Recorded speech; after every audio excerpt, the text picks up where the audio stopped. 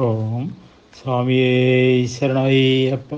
മാളിയപ്പുറത്തമ്മ ദേവി ലോകമാതാവേ ശരണയ്യപ്പ. ശ്രീ മഹാദേവിയേ നമ. ശ്രീ ലളിതാ ത്രിപുരസുന്ദര്യേ നമ. ലളിതാ സഹസ്രനാമത്തിലെ 200 നാമങ്ങളുടെ അർത്ഥം നമ്മൾ അനുസ്മരിച്ചു കഴിഞ്ഞു. ഇനി 201 നാമമാണ്. ഓം സദ്ഗതിപ്രദായൈ നമ. സദ്ഗതി അരുളുന്നവൾ. സദ്ഗതി സ്വർഗാനുഭവം മുതൽ മോക്ഷ പര്യന്തം വരെയുള്ള ജീവൻ്റെ ഗതിയാണ് അല്ലേ. അപ്പോൾ സത്ത് എന്ന് പറഞ്ഞാൽ ബ്രഹ്മമാണ്, ഗതി എന്ന് പറഞ്ഞാൽ അഗതി, അറിവ് എന്നൊക്കെ അർത്ഥമുണ്ട്. അപ്പോൾ സദ്ഗതിപ്രദ എന്നുള്ളതിന് ആത്മജ്ഞാനമരുളുന്നവൾ എന്നൊരർത്ഥം നമുക്ക് സ്വീകരിക്കാം എന്നുള്ളതാണ്. സത്ത് എന്ന് പറഞ്ഞാൽ സജ്ജനങ്ങളാണ്, ഗതി എന്ന് പറഞ്ഞാൽ ശരണം, ആശ്രയം. അതേപോലെ സദ്ഗതിപ്രദ സജ്ജനങ്ങൾക്ക് സകല ആശ്രയവും നൽകുന്നവൾ എന്നൊക്കെ നമുക്ക് അർത്ഥമായിട്ടെടുക്കാം എന്നുള്ളതാണ്. ഇനി 202 നാമം. ഓം സർവേശ്വര്യൈ നമ. സർവചരാചരങ്ങളെയും അടക്കി ഭരിക്കുന്നവൾ എന്നാണ് നാമത്തിനർത്ഥം. അപ്പോൾ ദേവിയുടെ ഇച്ഛയില്ലാതെ ഒരില പോലും കൊഴിയുന്നില്ല എന്ന് നമുക്കറിയാം അല്ലേ. ഒരു ഉറുമ്പ് പോലും ചലിക്കുന്നുമില്ല. അപ്പോൾ സകലതിനെയും നിയന്ത്രിച്ച് രക്ഷിക്കുന്നവളാണ് ദേവി എന്ന് വരുന്നു. സർവസ്യ ഈഷ്ടേ ഇതി സർവേശ്വരി എന്നാണ് അത് വിഗ്രഹിക്കുമ്പോൾ കിട്ടുന്ന അർത്ഥം. അപ്പോൾ സ്വേച്ഛയാ ചെയ്യാനും ചെയ്യാതിരിക്കാനും മറിച്ച് ചെയ്യാനും കൽപ്പുള്ളവളാണ് ദേവി എന്നീ നാമത്തിലൂടെ വെളിവാകുന്നു എന്നുള്ളതാണ്. ഇനി 203 നാമം. ഓം സർവമയ്യൈ നമ. എല്ലാ ചരാചരങ്ങളിലും നിറഞ്ഞു നിൽക്കുന്നവൾ എന്നാണ് നാമത്തിനർത്ഥം വരുന്നത്. അപ്പോൾ പൃഥ്വീതത്വം മുതൽ ശിവതത്വം വരെ ദേവിയിൽ അടങ്ങിയിരിക്കുന്നു എന്നാണ് അതിൻ്റെ താല്പര്യം. അപ്പോൾ കാമികാതന്ത്രപ്രകാരം 224 ലോകങ്ങളുണ്ട് എന്നാണ് പറയുന്നത്. അപ്പോൾ ഇവയെ ശിവൻ്റെ ശരീരത്തിലെ രോമങ്ങളായി കണ്ട് ധ്യാനിക്കുന്നതാണ് ഭുവന സമ്പ്രദായം എന്നുള്ള രീതി.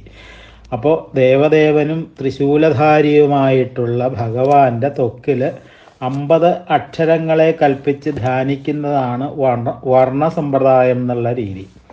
ഇനി വിദ്യോദ്ഭൂതമായിരിക്കുന്ന 7 കോടി മന്ത്രങ്ങളെ ശിവശോണിതമായി കണ്ട് ധ്യാനിക്കുന്നതാണ് മന്ത്രസമ്പ്രദായം. അപ്പോൾ മന്ത്രാക്ഷരങ്ങളെ ശിവൻ്റെ മാംസവും രക്തധമനികളുമായിട്ട് ധ്യാനിക്കുന്നതാണ് പദസമ്പ്രദായം എന്ന് പറയുന്നത്. അപ്പോൾ പൃഥ്വീതത്വം മുതലുള്ള 36 തത്വങ്ങളെ ശിവൻ്റെ ശുക്ല മജ്ജാസ്ഥികളായിട്ട് ധ്യാനിക്കുന്നതാണ് തത്വസമ്പ്രദായം. അങ്ങനെയുള്ള ശിവനിൽ നിന്നും അഭിന്നയായ ദേവി സർവമയിയാണ് എന്ന് താല്പര്യമായിട്ട് വരുന്നു. ഇനി 204 നാമം. ഓം സർവമന്ത്രസ്വരൂപിണ്യൈ നമ. എല്ലാ മന്ത്രങ്ങളുടെയും സ്വരൂപമായവൾ എന്നാണ്. അപ്പോൾ 7 കോടി മന്ത്രങ്ങളുണ്ടെന്നാണ് പൗരാണിക മതം അല്ലേ. അപ്പോൾ ഓരോ മന്ത്രങ്ങളും ദേവതാരൂപത്തിൽ ഋഷിമാർക്ക് പ്രത്യക്ഷമായതാണ് എന്നുള്ളതാണ്. അതുകൊണ്ടാണ് ഓരോ മന്ത്രത്തിലും ഋഷിയെ അനുസ്മരിക്കുന്നത്. മനനാത്രായതേ ഇതി മന്ത്ര. ഏതൊന്നിനെ മനനം ചെയ്താൽ രക്ഷ പ്രാപിക്കുമോ അതാണ് മന്ത്രം. അപ്പോൾ ശ്രീവിദ്യാമന്ത്രമായിട്ടുള്ള പഞ്ചദശാക്ഷരി മന്ത്രം സർവമന്ത്രങ്ങൾക്കും നടുനായക സ്ഥാനം വഹിക്കുന്നു എന്ന് സുന്ദരീതാവനീയ ഉപനിഷത്തിൽ കാണുന്നുണ്ട്. ഇനി 205 നാമം. ഓം സർവയന്ത്രാത്മികായൈ നമ. സർവയന്ത്രങ്ങളുടെയും ജീവനായുള്ളവൾ എന്നാണ്. അപ്പോൾ ദേവതകളെ ചിത്രരൂപത്തിലും ചക്രരൂപത്തിലും അക്ഷരരൂപത്തിലും ആവിഷ്കരിക്കുന്നതാണല്ലോ യന്ത്രം. അപ്പോൾ ഏത് ദേവതയെ സങ്കല്പിക്കുമ്പോഴും അതിൻ്റെ അവലംബം ദേവിയാണ് എന്ന് വരുന്നു എന്നുള്ളതാണ്. ഇനി 206 നാമം. ഓം സർവതന്ത്രരൂപായൈ നമ. എല്ലാ തന്ത്രങ്ങളുടെയും ജീവബിന്ദുവായിട്ടുള്ളവൾ എന്നാണ്. അപ്പോൾ കാമികാതന്ത്രം പ്രകാരം നോക്കുകയാണെങ്കിൽ കാമികാതന്ത്രം ദേവിയുടെ കാലുകളാണ്, യോഗജതന്ത്രം ഞെരിയാണികളാണ്, കാരണപ്രസൃതാതന്ത്രങ്ങൾ പാദാങ്കുലികളാണ്. അപ്പോൾ പാദാങ്കുലികൾ അജിതാതന്ത്രമാണ്. കാൽമുട്ടുകൾ ദീപ്തതന്ത്രമാണ്. ഇനി അംശുമതതന്ത്രം പൃഷ്ഠഭാഗമാണ്. സുപ്രഭേദതന്ത്രം പൊക്കിളാണ്. വിജയതന്ത്രം ഉദരമാണ്. അതേപോലെ നിശ്വാസതന്ത്രം ഹൃദയമാണ്. സ്വായംഭുവതന്ത്രം സ്തനങ്ങളാണ്. അനലതന്ത്രം ദേവിയുടെ 3 കണ്ണുകളാണെന്ന് പറയുന്നു. വീരാഗമതന്ത്രം കണ്ഠമാണ് എന്ന് പറയുന്നു. രുരുതന്ത്രം ചെവികളാണെന്ന് പറയുന്നു. മകുടതന്ത്രം കിരീടമാണെന്ന് പറയുന്നു. വിഫലതന്ത്രം കൈകളാണെന്ന് പറയുന്നു. അപ്പോൾ ചന്ദ്രാഞ്ജനതന്ത്രം ഉരസ്, ബിംബതന്ത്രം മുഖകമലം, പ്രോദ്ഗീതതന്ത്രം നാവ്, ലളിതാതന്ത്രം കവിൾത്തടങ്ങൾ, സിദ്ധതന്ത്രം നെറ്റിത്തടം, അതേപോലെ സന്താനതന്ത്രം കുണ്ടലങ്ങൾ, കിരണതന്ത്രങ്ങളാണ് രത്നങ്ങൾ, അതേപോലെ വാതിലതന്ത്രം വസ്ത്രങ്ങളാണ്. മറ്റുപതന്ത്രങ്ങൾ രോമാവലികളാണ്. ഇങ്ങനെ വിവിധ തന്ത്രങ്ങൾ ദേവിയുടെ ശരീരഭാഗങ്ങളായിട്ട് കാമികാതന്ത്രം എന്ന് പറയുന്ന ഗ്രന്ഥത്തിൽ വിവരിക്കുന്നുണ്ട്. അപ്പോൾ 28 ശൈവാഗമതന്ത്രങ്ങളിൽ ശേഷിക്കുന്ന 4 എണ്ണം സർവോക്തതന്ത്രം, പരമേശ്വരതന്ത്രം, ചിന്ത്യാതന്ത്രം, സൂക്ഷ്മതന്ത്രം എന്നുള്ളതാണ് ആ 4 എണ്ണം. അപ്പോൾ എല്ലാ തന്ത്രമാർഗങ്ങളുടെയും പ്രാപ്യസ്ഥാനമാണ് ദേവി എന്ന് ശാസ്ത്രവിധിപ്രകാരമുള്ള എല്ലാ മാർഗങ്ങളും നദികൾ സമുദ്രത്തിലെന്ന പോലെ തന്നെ ദേവിയിൽ ലയിക്കുന്നു എന്നാണ്. അപ്പോൾ ഏറ്റവും സുഗമവും സുലഭവുമായിട്ടുള്ള തന്ത്രമാർഗം ദേവിയുടെ പാദാദി കേശധ്യാനമാണ് എന്ന് നമുക്ക് മനസ്സിലാക്കാം എന്നുള്ളതാണ്. ഇനി 207-ാമത്തെ നാമം. ഓം മനോന്മന്യേ നമഃ. മനസ്സിനെ ഉന്നമിപ്പിക്കുന്നവൾ എന്നാണ്, ഉയർത്തുന്നവൾ. ശിവൻ്റെ ശക്തിയുടെ പേരാണ് മനോന്മനി എന്നുള്ളത്. അത് ശ്രുതിവാക്യമാണ്. അപ്പോൾ സൗഭാഗ്യഭാസ്കരത്തിലെ ബൃഹന്നാരദീയത്തിൽ നിന്നും കാണുന്നൊരു ഉദാഹരണം, ധ്യാനധ്യാതൃധ്യേയഭാവോ യഥാ പശ്യതി നിർഭരം തതോന്മനത്വം ഭവതി ജ്ഞാനാമൃത നിഷേവണ എന്നാണ് കാണുന്നത്. അപ്പോൾ ധ്യാനിക്കപ്പെടുന്ന വസ്തു, ധ്യാനിക്കുന്ന ആള്, ധ്യാനം ഇവ ഏകീഭവിക്കുമ്പോഴുണ്ടാകുന്ന ജ്ഞാനാമൃതാനുഭൂതിക്കും മനോന്മനി എന്ന് നാമം ഉണ്ട് എന്നാണ്. അപ്പോൾ ആ അവസ്ഥയിൽ അനുഭൂതമാകുന്ന ദേവീഭാവത്തെ ആ നാമം കൊണ്ട് വിശേഷിപ്പിക്കുന്നു എന്ന് നമുക്ക് മനസ്സിലാക്കാം. അപ്പോൾ മനോന്മനി എന്നുള്ളത് ബ്രഹ്മരന്ധ്രത്തിന് താഴെ ഭൂമധ്യത്തിൽ നിന്നും 8-ാമത്തെ സ്ഥാനമാണ് എന്ന് പറയണു. അങ്ങനെ വരുമ്പോൾ ഭൂമധ്യാദഷ്ടമം സ്ഥാനം ബ്രഹ്മരന്ധ്രാദസ്തനം മനോന്മനീതി കഥിതം എന്നാണ് പ്രമാണം. അപ്പോൾ അത് യോഗിനി ഹൃദയം എന്നുള്ള പ്രമാണത്തിലാണ് പറയണത്. അപ്പോൾ ഭൂമധ്യം മുതൽ 8 സ്ഥാനങ്ങൾ നോക്കുകയാണെങ്കിൽ ഇന്ദു, രോധിനി, നാദം, നാദാന്തം, ശക്തി, വ്യാപിനി, സമന, ഉന്മിനി അല്ലെങ്കിൽ മനോന്മനി തുടങ്ങിയവയാണ്. അപ്പോൾ ഇവ അത്യന്തം സൂക്ഷ്മങ്ങളാകയാൽ അല്ലെങ്കിൽ സൂക്ഷ്മസ്ഥാനങ്ങളാകയാൽ അത് ഗുരുവിൻ്റെ സാന്നിധ്യത്തിലും ശിക്ഷണത്തിലും മാത്രമേ അറിയാൻ പാടുള്ളൂ എന്നുള്ളതാണ്. അപ്പോൾ ആ 8 സ്ഥാനങ്ങളും കഴിഞ്ഞ് 9-ാമത്തെ സ്ഥാനത്തിൻ്റെ പേരാണ് മഹാബിന്ദു എന്നുള്ളത്. അപ്പോൾ നിമേഷോന്മേഷങ്ങളില്ലാതെ കണ്ണുകൾ കുറച്ച് തുറന്ന് നിശ്ചലങ്ങളാക്കി ശ്വാസത്തെ അടക്കി രേചകപൂരകങ്ങൾ ഒഴിവാക്കി മനസ്സിനെ സങ്കല്പ വികല്പങ്ങളിൽ നിന്നും വിടർത്തി നിർവിഷയമാക്കിയിരിക്കുന്ന സ്ഥിതി ഒരു യോഗമുദ്രയാണ് എന്നുള്ളതാണ്. അപ്പോൾ ആ യോഗമുദ്രയുടെ പേരാണ് മനോന്മനി. ഈ മുദ്ര പിടിച്ച് ധ്യാനിക്കപ്പെടേണ്ടവൾ എന്നും ഈ നാമത്തിനൊരർത്ഥമുണ്ട്. അപ്പോൾ സർവവിഷയബന്ധങ്ങളിൽ നിന്നും വിമുക്തമായി മനസ്സ് ഹൃദയത്തിൽ ഉറയ്ക്കുമ്പോൾ ഉന്മിനി എന്ന അവസ്ഥയെ പ്രാപിക്കുന്നു എന്ന് പറഞ്ഞു. അപ്പോൾ ഇത് ത്രിപുരോപനിഷത്തിലാണ് ഈ അവസ്ഥയെ പ്രദാനം ചെയ്യുന്നതായിട്ടുള്ള കാര്യങ്ങൾ പറയുന്നത്. അപ്പോൾ ഈ അവസ്ഥയെ പ്രദാനം ചെയ്യുന്നവൾ എന്നുള്ള അർത്ഥവും മനോന്മനി എന്നുള്ള നാമത്തിന് നമുക്ക് എടുക്കാവുന്നതാണ്. അപ്പോൾ ചുരുക്കി പറഞ്ഞാൽ ഭക്തൻ്റെ മനസ്സിനെ ഉന്നമിപ്പിക്കുന്നവൾ എന്ന നിലയിലും ദേവി മനോന്മനി തന്നെയാണ് എന്നുള്ളതാണ്. ഇനി 208 നാമം. ഓം മാഹേശ്വര്യൈ നമഃ. മഹേശ്വരൻ്റെ പത്നി എന്നാണ്. മഹേശ്വരൻ തമോ ഗുണപ്രധാനാകുമ്പോൾ സംഹാരകർത്താവായിട്ടുള്ള രുദ്രനായിട്ട് മാറുന്നു. രജോ ഗുണപ്രധാനായിട്ട് മാറുമ്പോൾ സൃഷ്ടികർത്താവായിട്ടുള്ള ബ്രഹ്മാവായിട്ട് മാറുന്നു. സത്വഗുണപ്രധാനാകുമ്പോൾ സർവവ്യാപിയും സംരക്ഷകനുമായ വിഷ്ണുവായി മാറുന്നു എന്നാണ്. അപ്പോൾ ത്രിമൂർത്തികൾക്ക് ആധാരമായിട്ടുള്ളവനും ത്രിഗുണാതീതനുമാണ് മഹേശ്വരൻ അല്ലേ. ലിംഗപുരാണത്തിൽ ഇത് എങ്ങനെയാണ് പറയുന്നതെന്നറിയോ? തമസാ കാലരുദ്രാഖ്യോ രജസാ കനകണ്ഡജ സത്വേന സർവഗോ വിഷ്ണു നർഗുണ്യേന മഹേശ്വര എന്നാണ്. അതായത് മഹേശ്വരൻ്റെ പ്രതീകമാണ് ലിംഗം. ലിംഗാരാധന നടത്തേണ്ടത് ശുദ്ധ മനസ്സോടും ബ്രഹ്മചര്യത്തോടും കൂടി ആയിരിക്കണം എന്നാണ്. അപ്പോൾ മഹേശ്വര സംഭൂതാനം മഹാദാമീശ്വര എന്നാണ് മഹാഭാരതത്തിലെ വേദവ്യാസനും പറഞ്ഞിട്ടുള്ളത്. അപ്പോൾ സർവഭൂതങ്ങളുടെയും മനുഷ്യരാശിയുടെയും ഈശ്വരനാണ് മഹേശ്വരൻ എന്നാണ്. 25 തത്വങ്ങളുടെ ആകത്തുകയാണ് മഹേശ്വരൻ എന്ന് വാബുല ശുദ്ധാഗമം എന്ന് പറയുന്ന ഗ്രന്ഥത്തിലും കാണുന്നുണ്ട്. അപ്പോൾ ഇനി 209 നാമം. ഓം മഹാദേവ്യൈ നമഃ.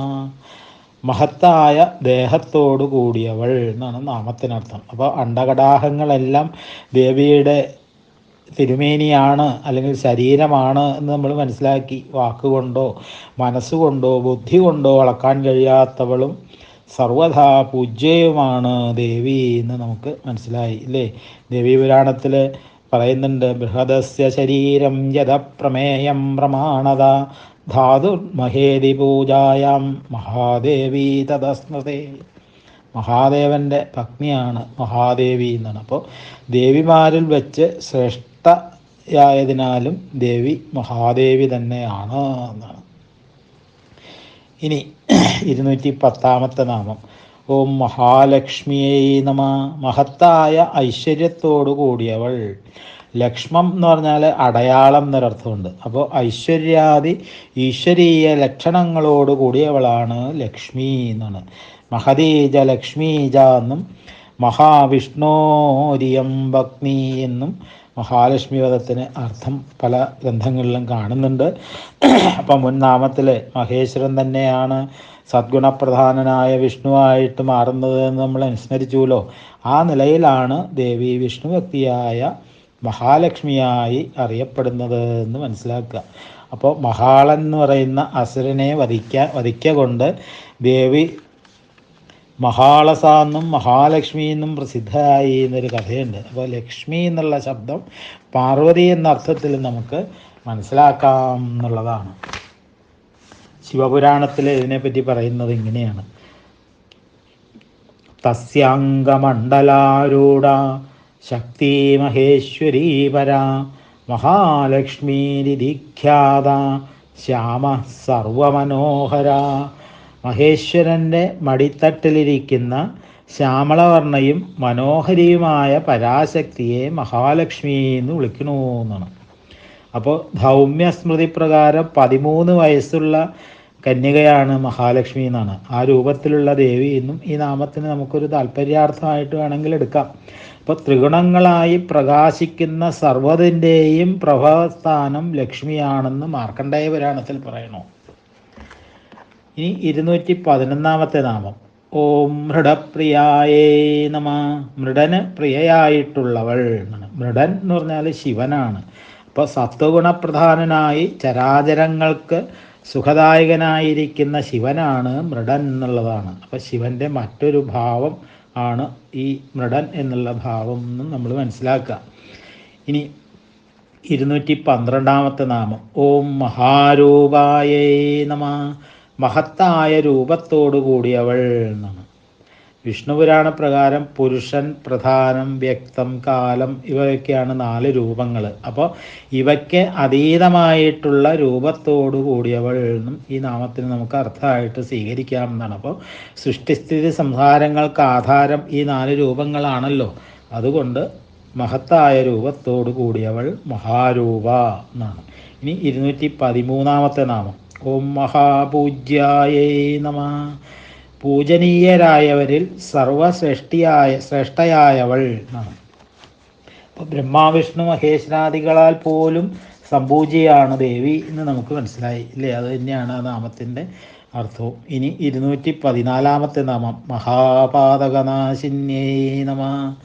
മഹാപാപങ്ങളെപ്പോലും എരിച്ചു കളയുന്നവൾ എന്നാണ്. അറിഞ്ഞും അറിയാതെയും നാം ചെയ്തു പോയിട്ടുള്ളതായ എല്ലാ പാപങ്ങളും ദേവീ കടാക്ഷത്താൽ ഭസ്മീകൃതമാകുന്നു എന്നാണ് നാമത്തിന് മറ്റൊരർത്ഥം പറഞ്ഞത്.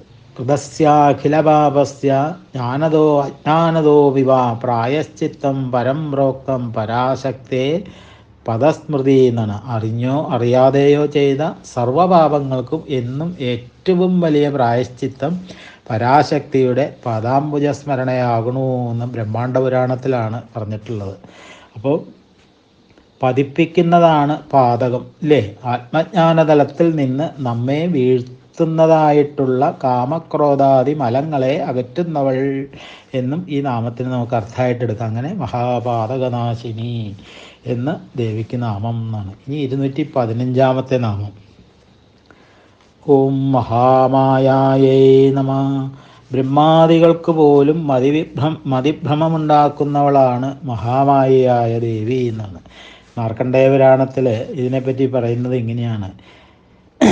ജ്ഞാനിനാമഭിചേതാംസി ദേവി ഭഗവതീ ഹിസ ബലാദാകൃഷ്യോ മോഹായ മഹാമായ പ്രയച്ഛതി എന്നാണ്. ജ്ഞാനികളുടെ മനസ്സിനെ പോലും മോഹിപ്പിക്കൊണ്ട് മഹാമായ എന്ന് ദേവി അറിയപ്പെടണു എന്നാണ്.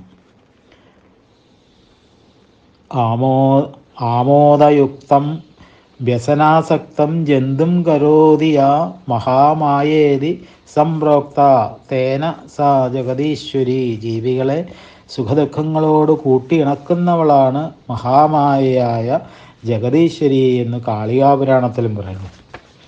അപ്പോൾ ഗർഭപാത്രത്തിൽ ജ്ഞാനത്തോടു കൂടിയിരിക്കുന്ന ശിശുവിൻ്റെ ജ്ഞാനം അപഹരിച്ച് ജന്മം നൽകി പൂർവ്വ സംസ്കാരം അനുസരിച്ച് ആഹാരാദി കാര്യങ്ങളിൽ ആഗ്രഹം ജനിപ്പിച്ച് മതിഭ്രമം, അഹന്ത, സംശയം തുടങ്ങിയിട്ടുള്ള വികാരങ്ങൾക്ക് അധീനനാക്കി ക്രോധം, ശോകം, ദുര തുടങ്ങിയ വിവിധ ഭാവങ്ങൾ അഹോരാത്രം ഉത്കണ്ഠാകുലനാക്കി ചിലപ്പോൾ ദുഃഖവും ചിലപ്പോൾ സുഖവും പ്രദാനം ചെയ്യുന്ന ജഗദീശ്വരിയായ ദേവിയെ മഹാമായ എന്ന് വിളിക്കുന്നു. ഇതെല്ലാം മായയുടെ ഓരോരോ കളികളാണല്ലോ. ഇതെല്ലാം ചെയ്യിക്കുന്നതും ദേവിയാണ് എന്നുള്ളതാണ്. അപ്പോൾ നിരവധി ജന്മങ്ങൾ താണ്ടി മനുഷ്യജന്മത്തിലെത്തുന്ന ജീവനെ അതിൻ്റെ സത്യദർശനം മറച്ച് മോഹാന്ധകാരത്തിലിട്ട് അതിൽ നിന്നും കരകയറ്റി അമൃതാബ്ധിയിൽ ആറാടിക്കുന്നതും ഈ മഹാമായ തന്നെയാണ് എന്നാണ്. അപ്പോൾ രണ്ടിനും പ്രാരാബ്ധ കർമ്മഫലം തന്നെയാണ് നിയാമകം അല്ലേ? ഇരുള് എത്ര നിബിഡമാണെങ്കിലും ഒരു കൈത്തിരി വെട്ടം മതി അതിനെ പൊടുന്നനെ കറ്റാനായിട്ടില്ലേ? അതേപോലെയാണ് എത്ര കൊടിയ മായാബദ്ധനും സിദ്ധപുരുഷന്മാരുടെ സാമീപ്യവും സത്സംഗവും കൊണ്ട് പെട്ടെന്ന് തന്നെ പരിവർത്തന വിധേയനായി മാറാൻ സാധിക്കുന്നു എന്നുള്ളതാണ്. അപ്പോൾ പ്രസിദ്ധനായിട്ടുള്ളൊരു കവി പാടിയിട്ട് നമ്മൾ കേട്ടിട്ടില്ലേ? ലോലമാം ക്ഷണമേ വേണ്ടു ബോധമുള്ളിൽ ജ്വലിക്കാനും മാലണയ്ക്കും തമസ്സാകെ മാഞ്ഞുപോകാനും. അത് അന്വർത്ഥമാണ് ദേവിയെ സംബന്ധിച്ചിടത്തോളം എന്നുള്ളതാണ്. അപ്പം മായാശബ്ദത്തിനർത്ഥം ഏതൊന്നാണോ അല്ലാത്തത് അത് മായ എന്നാണല്ലോ. ഇല്ലാത്തത് എന്നല്ല. പൂവല്ല, അത് ചൈതന്യമാണ്. സൂര്യൻ സൂര്യനല്ല, അത് ചൈതന്യമാണ്. മണ്ണല്ല, അത് ചൈതന്യമാണ്. അതങ്ങനെ കാണാൻ പ്രതിബന്ധമായിട്ട് നിൽക്കുന്നതേതോ അതാണ് മായ എന്നുള്ളതാണ്. ആ മായ മാറിയാൽ സർവം ഖല്വിതം ബ്രഹ്മ എന്നുള്ള ആ ഒരു അനുഭൂതിയിലേക്ക് നമ്മൾ എത്തിപ്പെടുന്നു എന്നുള്ളതാണ്. ഇത് ഊഹമല്ല, പ്രത്യക്ഷമാണ് എന്ന് നമ്മൾ മനസ്സിലാക്കുക. അപ്പം അതിനും മഹാമായ തന്നെ നമ്മളെ സഹായിക്കണം എന്നുള്ളതാണ്. അപ്പോൾ മായാദംഭേ കൃപയാംജ എന്നുള്ള നിലയിൽ മഹാമായയ്ക്ക് മഹാകൃപാനിധി എന്നൊരർത്ഥം നമുക്ക് പറയാവുന്നതാണ്. അപ്പോൾ അനുപമ കൃപാനിധി എന്ന് പറയുന്നതായിരിക്കും കുറച്ചും കൂടി ഉചിതം എന്ന് തോന്നുന്നു. ഓം മഹാസത്വായേ നമ. 216-ാമത്തെ നാമമാണ്. മഹത്തായ സത്വത്തോട് കൂടിയവൾ. സത്വം എന്ന് പറഞ്ഞാൽ ബലമാണ്, ചൈതന്യം, ബുദ്ധി, സത്വഗുണം എന്നൊക്കെ പര്യായങ്ങളുണ്ട് എന്നുള്ളതാണ്. ആ അർത്ഥമെല്ലാം ഇവിടെ നന്നായിട്ട് ചേരുകയും ചെയ്യും. അപ്പോൾ സത്വഗുണേ പിശാചാദൗബലേ ദ്രവ്യാത്മഭാവയോ എന്ന് കോശങ്ങളിലൊക്കെ കാണുന്നുണ്ട്. അപ്പോൾ ഇവയോടെല്ലാം മഹത്ത് എന്നുള്ള വിശേഷണം ചേർത്ത് നമുക്ക് അർത്ഥം മനസ്സിലാക്കാൻ സാധിക്കും എന്നുള്ളതാണ്. 217-ാമത്തെ നാമം. ഓം മഹാശക്തിയൈ നമ. മഹത്തായ ശക്തിയോടുകൂടിയവൾ എന്നാണ്. അപ്പോൾ അഗ്നിയുടെ തേജസ് നാലുപാടും എങ്ങനെയാണ് വ്യാപിക്കുന്നുവോ അതേപോലെ ദേവിയുടെ ശക്തിയും നാലുപാടും പ്രസരിക്കുന്നുവെന്ന് നമ്മൾ നേരത്തെ അനുസ്മരിച്ച നാമത്തിലൂടെ മനസ്സിലാക്കിയിട്ടുണ്ട്. അപ്പോൾ അഗ്നിയിൽ നിന്ന് അകലും തോറും ചൂട് എങ്ങനെ കുറയുന്നുവോ അതേപോലെ ദേവിയിൽ നിന്ന് അകലും തോറും ആ ശക്തിയുടെ അനുഭവവും ജീവന്മാർക്ക് കുറഞ്ഞു വരുന്നു എന്നുള്ളതാണ്. അപ്പോൾ ദേവിയുടെ അടുത്തുണ്ടായാൽ പോലും അടുക്കാനും അനുഗ്രഹം നേടാനും സുഹൃത പരിഭാഗം കൂടിയേ തീരൂ എന്നാണ്. അതാണ് ഗീതയിൽ ഭഗവാനും പറയണേ, മനുഷ്യാണാം സഹസ്രേഷു കശ്ചിത് യദതി സിദ്ധയേ യദാമവിസിദ്ധാനാം കച്ചിന്മാം വേത്തി സത്തമാ. 1000 മനുഷ്യരിൽ ഒരാൾ മാത്രമേ ഈശ്വരീയ കാര്യങ്ങളിൽ ശ്രദ്ധാലുവായിട്ട് പ്രവർത്തിക്കുന്നുള്ളൂ. അങ്ങനെയുള്ള 10,000-ങ്ങളിൽ ഒരാൾ മാത്രമേ ആ സത്യത്തെ സാക്ഷാത്കരിക്കുന്നുള്ളൂ. അതിന് ദേവിയുടെ കടാക്ഷം കൂടിയേ തീരൂ എന്നുള്ളതാണ്. അപ്പോൾ മഹാശക്തിക്ക് ഇനി ഭാസ്കരരായർ കൊടുക്കുന്ന ഒരർത്ഥം നോക്കൂ. സകല ജഗത്തിനെയും കാത്തുപുലർത്തുന്നതിന് വേണ്ടി വരുന്ന വിസ്തൃതവും വിവിധവുമായ ശക്തി എന്നാണ്. അപ്പോൾ ശക്തിർബലേജ സാമർഥ്യേ തഥാ പ്രഹരണാന്തരേ എന്നാണ്. സൈന്യം, സാമർഥ്യം, ആയുധവിശേഷങ്ങൾ എന്നിവയൊക്കെ ശക്തി തന്നെയാണ്. മഹത്വപൂർണമായ ഈ യോഗ്യതകൾ മുഴുവനും ദേവിക്ക് ഉണ്ടേനും. അപ്പോൾ മഹാശക്തി കുണ്ടലിനി എന്നും നമ്മൾ ഈ സമയത്ത് ഇവിടെ ഓർക്കേണ്ടതുണ്ട് എന്നാണ്. അപ്പോൾ കുണ്ടലിനി ശക്തിക്കും മഹാശക്തി എന്ന ഒരു പര്യായമുണ്ട് എന്ന് നമ്മൾ മനസ്സിലാക്കുക. ഇനി 218-ാമത്തെ നാമം. ഓം മഹാരഥിയേ നമ.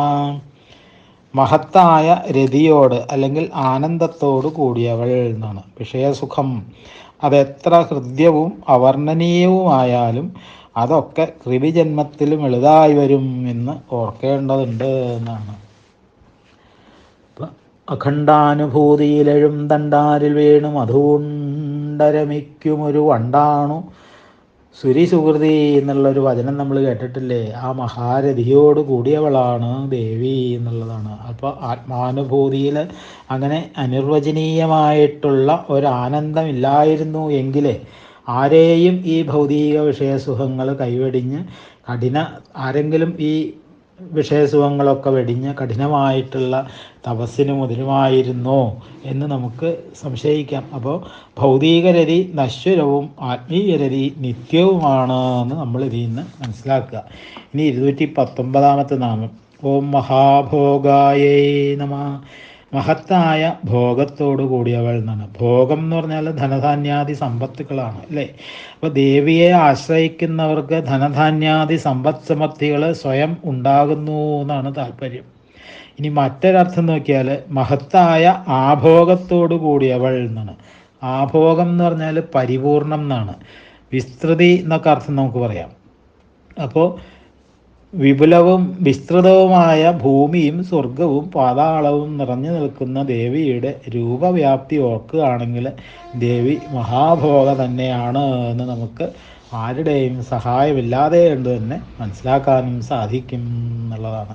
ഇനി 220-ാമത്തെ നാമം. ഓം മഹേശ്വര്യായൈ നമ. മഹത്തായ ഐശ്വര്യത്തോടു കൂടിയവൾ.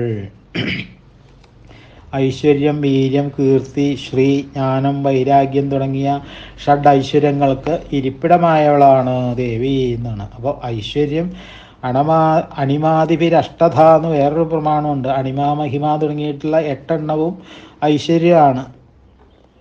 അപ്പോൾ ഇവയിലെല്ലാം അതുല്യമായ പ്രഭാവമുള്ളതിലാണ് ദേവി മഹേശ്വരിയായി പ്രകീർത്തിക്കപ്പെടുന്നത്, അല്ലെങ്കിൽ മഹൈശ്വര്യായേ നമ എന്നുള്ള നാമം ദേവിക്ക് ചേരുന്നത് എന്നുള്ളതാണ്. ഇനി 221 നാമം.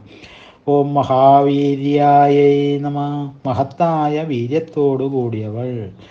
ദുർജയരായിട്ടുള്ള അസുരന്മാരെ അനായാസം വധിച്ചിട്ടുള്ള ദേവിയുടെ വീരപരാക്രമം അപരിമേയം എന്ന് നമുക്ക് ഊഹിക്കാൻ സാധിക്കും അല്ലേ. അപ്പോൾ അങ്ങനെ ദേവി മഹാവീര്യയാണ് എന്ന് നമ്മൾ മനസ്സിലാക്കുക. വീര്യം എന്നുള്ളതിന് ശുക്ലം, പ്രഭാവം, തേജസ്, സാമർഥ്യം എന്നൊക്കെ വിശ്വകോശത്തിൽ അർത്ഥങ്ങൾ കൊടുത്തിട്ടുള്ളതായിട്ട് കാണാനുമുണ്ട്. ഇനി 222 നാമം. ഓം മഹാബലായേ നമ. മഹത്തായ ബലങ്ങളോട് കൂടിയവൾ എന്നാണ്. ബലം എന്നുള്ള പദത്തിന് ഒരുപാട് അർത്ഥങ്ങളുണ്ട് എന്നുള്ളതാണ്. ശക്തി, ഗന്ധം, രസം, രൂപം, സ്വാത്മാവ്, സ്ഥൗല്യം, കാക്ക, അങ്ങനെ തുടങ്ങിയിട്ട് ഒരുപാട് അർത്ഥങ്ങളുണ്ട്. അപ്പോൾ ഭൂസുണ്ടൻ എന്ന ഒരു കാക്ക 20 സഹോദരന്മാരോടൊപ്പം നിരന്തരം ദേവിയെ പ്രാർത്ഥിച്ച് ശരീരത്തിൽ ഇരിക്കവേ തന്നെ മുക്തനായി എന്ന യോഗവാസിഷ്ടം എന്നുള്ള ഗ്രന്ഥത്തിലൊരു കഥ തന്നെയുണ്ട്. ഇനി 223 നാമം. ഓം മഹാബുദ്ധ്യേ നമ. മഹത്തായ ബുദ്ധിയോടുകൂടിയവൾ. സർവ ജീവരാശികളിലും ബുദ്ധിരൂപേണ സ്ഥിതി ചെയ്യുന്നത് ദേവിയാണ് എന്ന് ദേവി മഹാത്മ്യത്തിൽ നമ്മളൊക്കെ ജപിക്കാറുണ്ട് അല്ലേ. യാ ദേവി സർവഭൂതേഷു ബുദ്ധിരൂപേണ സംസ്ഥിത നമസ്തസ്യൈ നമസ്തസ്യൈ നമസ്തസ്യൈ നമോ നമ. മഹത്തായ ബുദ്ധിയെ പ്രദാനം ചെയ്യുന്നവളാണ് ദേവി. അപ്പോൾ ബുദ്ധി ദേവിയിൽ സ്ഥിരപ്രതിഷ്ഠിതമാകുമ്പോൾ സർവ്വതും നമുക്ക് അറിയാനായിട്ട് സാധിക്കണു എന്നാണ്. ഛാന്ദക്യോപനിഷത്തിൽ യസ്മിൻ വിജ്ഞാതേ സർവമിതം വിജ്ഞാതം സ്യാത് എന്നാണ് ശ്രുതിവചനമായിട്ട് പറഞ്ഞിട്ടുള്ളത്. അപ്പോൾ സകല നേട്ടങ്ങൾക്കും അടിസ്ഥാനം ഈ ബുദ്ധിയാണ് എന്നാണ്. ബുദ്ധി കെട്ടാലോ എല്ലാം നശിച്ചു എന്നുള്ളതാണ്. അപ്പോൾ സ്വന്തം ബുദ്ധിശൂന്യത മാത്രമല്ല, അന്യൻ്റെ ബുദ്ധിശൂന്യതയും നമുക്ക് ആപത്തുണ്ടാക്കും എന്ന് നമുക്കതിൽ നിന്ന് മനസ്സിലാവും. അപ്പോൾ അതുകൊണ്ടാണ് എൻ്റെ ബുദ്ധിയെ പ്രചോദിപ്പിക്കണമേ എന്ന് പ്രാർത്ഥിക്കാതെ ഞങ്ങളുടെ ബുദ്ധിയെ പ്രചോദിപ്പിക്കണമേ എന്ന് ഗായത്രി മന്ത്രത്തിലൂടെ എല്ലാവരും പ്രാർത്ഥിക്കുന്നത് എന്നുള്ളതാണ്. അപ്പോൾ ബുദ്ധിനാശാത് പ്രണശ്യതി എന്ന് ഭഗവാനും നമുക്ക് ഗീതയിലൂടെ ഒരു താക്കീത് തരുന്നുണ്ടല്ലോ. ഇനി 224 നാമം. ഓം മഹാസിദ്ധ്യേ നമ. മഹത്തായ സിദ്ധികളോട് കൂടിയവൾ. അണിമ, മഹിമ, ലഹിമ, ഗരിമ, ഈശുത്വം, വാശിത്വം, പ്രാപ്തി, പ്രാകാശ്യം ഇവയാണല്ലോ അഷ്ടസിദ്ധികൾ.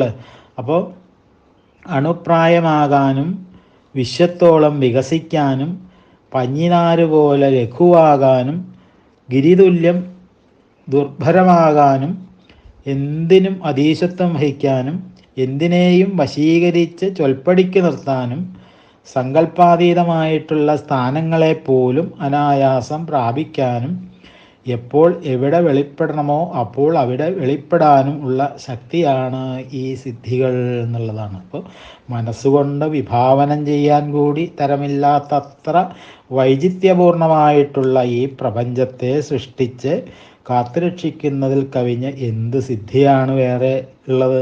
ആ മഹാത്ഭുത സിദ്ധിയോട് കൂടിയവളാണ് ദേവി എന്നാണ് ഈ നാമത്തിലൂടെ വെളിവാക്കപ്പെടുന്ന അർത്ഥം. അപ്പോൾ ഭക്തന്മാർക്ക് മഹാസിദ്ധികൾ പ്രദാനം ചെയ്യുന്നവൾ എന്നും ഈ നാമത്തിന് നമുക്ക് അർത്ഥം കൽപ്പിക്കാം. ഇനി 225 നാമം. ഓം മഹായോഗേശ്വരേശ്വര്യൈ നമ. മഹായോഗീശ്വരന്മാർക്കും ഈശ്വരിയായുള്ളവൾ എന്നാണ്. അപ്പോൾ അസാധാരണ പ്രകൃതികളാണ് യോഗിമാർ ഇല്ലേ. അവർക്ക് ഈശ്വരൻ അവർ മാത്രമാണ് എന്നാണ് തീർപ്പ്. അപ്പോൾ ബ്രഹ്മൈവ ഭവതി എന്നാണല്ലോ സാധാരണ പ്രമാണമായിട്ട് പറയാറുള്ളത്. അപ്പോൾ അപ്രകാരമുള്ളവർക്കും ഈശ്വരിയാണ് ദേവി എന്ന് നാമത്തിന് നമുക്കൊരർത്ഥം കിട്ടണു എന്നാണ്. ഇനി 226 നാമം. ഓം മഹാതന്ത്രായേ നമ.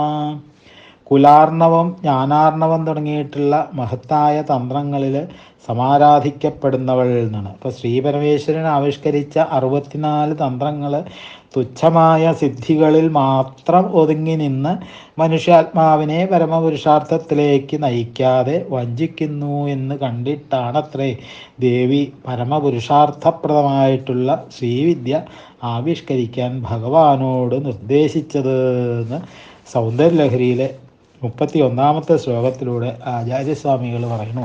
അപ്പോൾ 64 തന്ത്രങ്ങളാണുള്ളത് എന്നുള്ളതാണ്. മഹാമായ ശാംബരം, മായാപ്രപഞ്ച നിർമ്മാണമാണ് അതിൻ്റെ വിഷയം. അപ്പോൾ അതായത് കൺകെട്ട് വിദ്യ അല്ലെങ്കിൽ ഇന്ദ്രജാലം. അടുത്തത് യോഗിനി ജാല ശാംബരം എന്നാണ്. അപ്പോൾ യോഗിനി സമൂഹത്തിൻ്റെ ദർശനം നേടുന്ന ശ്മശാന സേവയിലൂടെയാണ് ഇത് നേടേണ്ടത് എന്നുള്ളതാണ്. അങ്ങനെ 64 തന്ത്രങ്ങളും ഓരോന്ന് പേരെടുത്ത് നമുക്ക് അടുത്ത ദിവസം അനുസ്മരിക്കാം. 226-ാമത്തെ നാമം മഹാതന്ത്രായേ നമഃ എന്നാണല്ലോ. അപ്പോൾ കുലാർണവം, ജ്ഞാനാർണവം തുടങ്ങിയിട്ട് മഹത്തായിട്ടുള്ള തന്ത്രങ്ങളാൽ സമാരാധിക്കപ്പെടുന്നവൾ എന്നാണ് നാമത്തിന് അർത്ഥമായിട്ട് വരുന്നത്. അപ്പോൾ ഈ 64 തന്ത്രങ്ങളാണ് ശ്രീപരമേശ്വരൻ ആവിഷ്കരിച്ചിട്ടുള്ളത് എന്നും പറഞ്ഞു.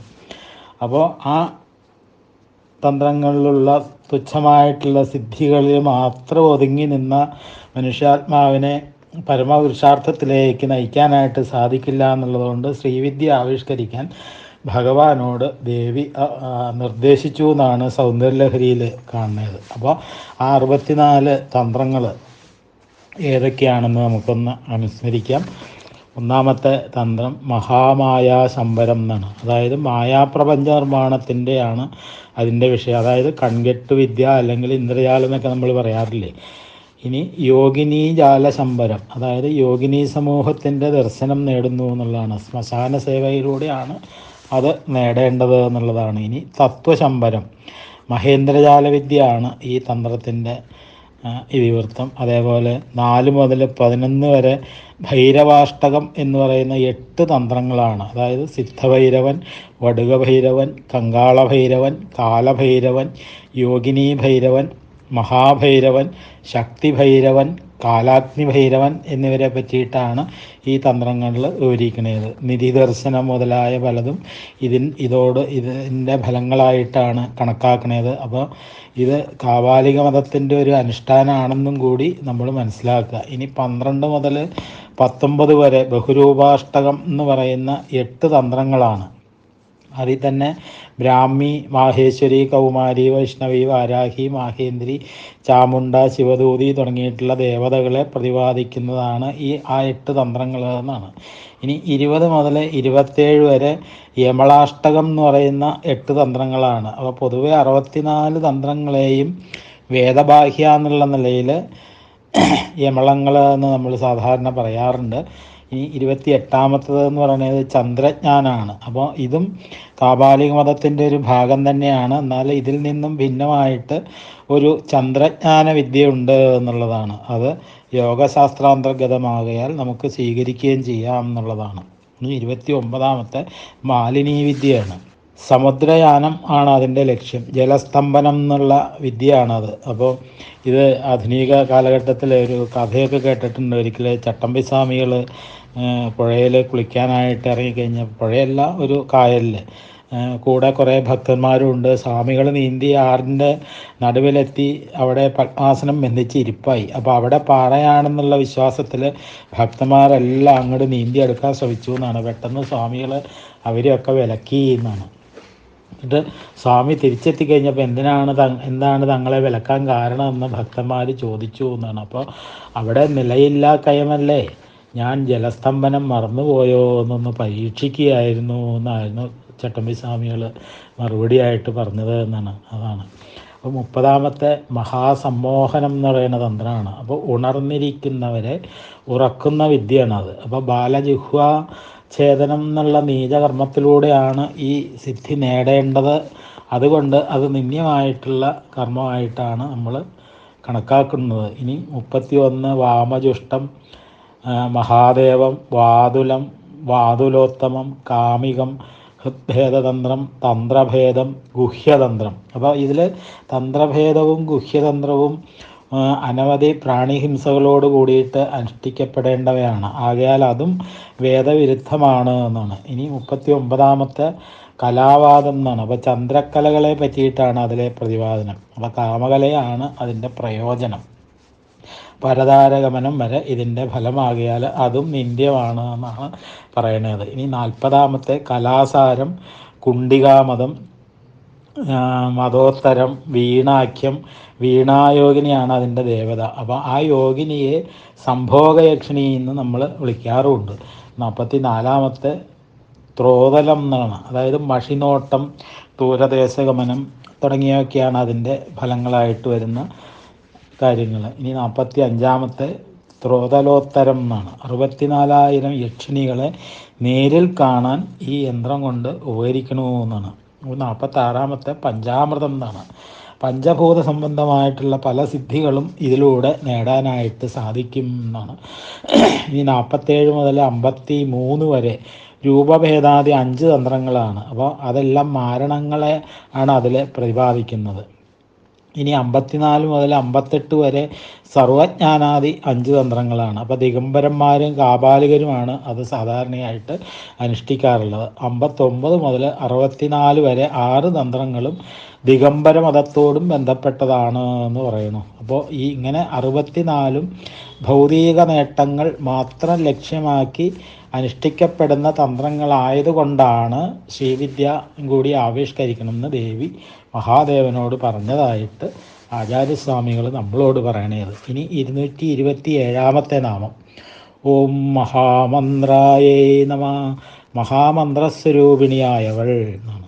മന്ത്രങ്ങളെല്ലാം ഓരോ ദേവതകളെ ഉണർത്തുന്നതിനുള്ളതാണെന്ന് നമ്മൾ നേരത്തെ മനസ്സിലാക്കി. അപ്പോൾ ഋഷിമാർക്ക് മന്ത്രങ്ങൾ ദേവതാരൂപത്തിൽ പ്രത്യക്ഷപ്പെടാറുണ്ട് എന്ന് നമ്മൾ നേരത്തെ അനുസ്മരിച്ചിട്ടുണ്ട്. അപ്പോൾ അവയിൽ പ്രമുഖം ശ്രീവിദ്യാമന്ത്രം തന്നെയാണ് താനും. ആ മഹാമന്ത്രത്തിൻ്റെ സ്വരൂപത്തോടു കൂടിയവളാണ് ദേവി എന്നാണ്. മഹായന്ത്രായൈ നമ. മഹത്തായ യന്ത്രങ്ങളുടെ സ്വരൂപമായവൾ എന്നാണ്. അപ്പോൾ ശ്രീവിദ്യായന്ത്രമായിട്ടുള്ള ശ്രീചക്രം യന്ത്രങ്ങളിൽ ശ്രേഷ്ഠമാണ്. ചക്രം, അക്ഷരം, രേഖകൾ ഇവയൊക്കെ യന്ത്രം എന്നുള്ള പേരിൽ തന്ത്രശാസ്ത്രത്തിൽ അറിയപ്പെടുന്നുണ്ട്. സൗന്ദര്യലഹരിയിലെ 100 ശ്ലോകങ്ങൾക്കും യന്ത്രമുണ്ട് എന്ന് പല വ്യാഖ്യാനങ്ങളിലും കണ്ടിട്ടുണ്ട്. അപ്പോൾ കുലാർണവം തുടങ്ങിയിട്ടുള്ള ഗ്രന്ഥങ്ങളിൽ അവയ്ക്ക് വിശദീകരണങ്ങളും കൊടുത്തിട്ടുണ്ട് എന്നുള്ളതാണ്. ഇനി 229ാമത്തെ നാമം ഓം മഹാസനായേ നമ. മഹത്തായ ആസനങ്ങളോട് അല്ലെങ്കിൽ ഇരിപ്പിടങ്ങളോട് കൂടിയവൾ. ഇവിടെ പൃഥ്വീതത്വം മുതൽ ശിവതത്വം വരെയുള്ള 36 തത്വങ്ങൾ ദേവിയുടെ ഇരിപ്പിടങ്ങളാണ് എന്ന് കൽപ്പിക്കുന്നു. അപ്പോൾ നിഷ്കളങ്ക ഭക്തൻ്റെ ഹൃദയമാണ് ദേവിക്ക് ഏറ്റവും പ്രിയമായ ഇരിപ്പിടം എന്ന് പറയാറുണ്ട്. ഭഗവാൻ ഗീതയിലും അത് തന്നെയാണ് പറയണത് അല്ലേ. ഈശ്വര സർവഭൂതാനാം ഹൃദ്ദേശേ അർജുന തിഷ്ഠതി. സർവഭൂതങ്ങളുടെയും ഹൃദയത്തിൽ ഈശ്വരൻ വസിക്കണു എന്നാണ് ഭഗവാൻ പറഞ്ഞതിൻ്റെ അർത്ഥം. ഇനി 230ാമത്തെ നാമം ഓം മഹായാഗക്രമാരാധ്യായേ നമ. ക്രമത്താൽ അനുഷ്ഠിക്കപ്പെടുന്ന മഹായാഗം കൊണ്ട് യഥാർഹം ആരാധിക്കപ്പെടുന്നവൾ എന്നാണ് നാമത്തിനർത്ഥം. അപ്പോൾ ദേവീപ്രസാദത്തിന് വേണ്ടിയിട്ട് അനുഷ്ഠിക്കപ്പെടുന്ന അതിവിപുലങ്ങളായിട്ടുള്ള ഒരുക്കങ്ങളോടെയൊക്കെ ക്രമപ്രകാരം അനുഷ്ഠിക്കപ്പെടുന്ന പൂജയാണ് മഹായാഗം അല്ലേ. അപ്പോൾ ബ്രാഹ്മി തുടങ്ങിയിട്ടുള്ള ദേവതകളുടെ അംഗങ്ങളായിട്ടുള്ള 64 യോഗിനിമാരുടെ പൂജയെയാണ് മഹായാഗം എന്ന് പറയാറുള്ളത്. അപ്പോൾ അർത്ഥവാദപരമായിട്ട് നോക്കുമ്പോൾ ഉപാസകൻ തൻ്റെ ജ്ഞാനാഗ്നിയിൽ വാസനകളെ ഒന്നൊന്നായി ക്രമത്തിൽ ഹോമിച്ച് ഉപാസകനും ഉപാസ്യ വസ്തുവും ഒന്നായി മാറി, അതായത് ത്രിപുടി മുടിഞ്ഞു തെളിഞ്ഞിടുന്ന എന്നുള്ള മഹത് വചനപ്രകാരം അദ്വൈതാനുഭൂതി വരെ ചെന്നെത്തുന്ന ഈ മഹായാഗം എന്നാണ്. അപ്പോൾ ഇവിടെ ഭാവനോപനിഷത്തിൽ പറയുന്നത് ശിവയോഗികൾ അനുഷ്ഠിക്കുന്ന യാഗമാണ് മഹായാഗം എന്നാണ്. ഇനി 231ാമത്തെ നാമം ഓം മഹാഭൈരവപൂജിതായേ നമ. മഹാഭൈരവനാൽ പോലും പൂജിക്കപ്പെടുന്നവൾ എന്നാണ്. ഭ എന്നാൽ സൃഷ്ടി എന്നാണ്. രാ എന്നത് സ്ഥിതിയെയാണ് പറയുന്നത്. വാ എന്നുള്ളത് സംസാരത്തെയും. അപ്പോൾ സൃഷ്ടിസ്ഥിതി സംഹാരകർത്താവായ മഹാഭൈരവനാൽ അല്ലെങ്കിൽ മഹാദേവനാൽ സമാരാധിക്കപ്പെടുന്നവളാണ് ദേവി എന്ന് നാമത്തിന് അർത്ഥമായിട്ട് നമുക്ക് എടുക്കാം എന്നാണ്. ഇനി മറ്റൊരു പ്രകാരത്തിൽ നോക്കുകയാണെങ്കിൽ ഭൈരവ പദത്തെ നമുക്ക് വേറെ രീതിയിൽ വ്യാഖ്യാനിച്ച് നോക്കിയാൽ ഭരണം, രമണം, വമനം, രക്ഷിച്ച് ആഹ്ലാദിപ്പിച്ച് ത്യജിക്കുക. അതാണ് പ്രപഞ്ചത്തിലെ ഏതൊരു വസ്തുവിനും ഈ അനുഭവം ഉണ്ട് എന്നാണ്. അപ്പോൾ രക്ഷിക്കുകയും ആഹ്ലാദിപ്പിക്കുകയും ചെയ്യുന്ന ഏത് വസ്തുവിനെയാണ് ത്യജിക്കാതിരിക്കുവാൻ നമുക്ക് സാധിക്കുക എന്നുള്ളതാണ്. അപ്പോൾ അതുകൊണ്ടാണല്ലോ പ്രപഞ്ച വസ്തുക്കളെ മായ എന്ന് പറയുന്നത്. ശാശ്വതമല്ലാത്തതെല്ലാം മായയാണ് എന്നാണ്. ഇങ്ങനെ ഭരണ, രമണ, വമന പ്രക്രിയകൾക്ക് മുഴുവൻ ഹേതുഭൂതനാണ് ഭൈരവൻ. ആ മഹാഭൈരവനാൽ ആരാധിക്കപ്പെടുന്നവളാണ് ദേവി എന്നാണ്. ഇല്ലേ? പത്മപുരാണത്തിൽ പറയണ എന്താന്ന് നോക്കൂ. ശംഭു പൂജയതേ ദേവീം മന്ത്രശക്തിമയീം ശുഭാം അക്ഷമാലാം കരേ ധൃത്വാ ന്യാസേനൈവ ഭവോദ്ഭവ.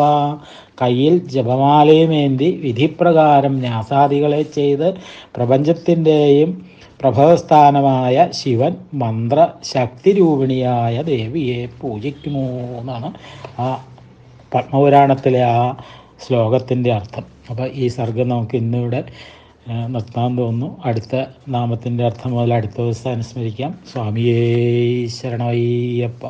മാളികപ്പുറത്തമ്മ ദേവി ലോകമാതാവേ ശരണമയ്യപ്പ. ശ്രീ മഹാദേവിയേ നമഃ. ശ്രീ ലളിതാ ത്രിപുരസുന്ദര്യൈ നമഃ. ഓം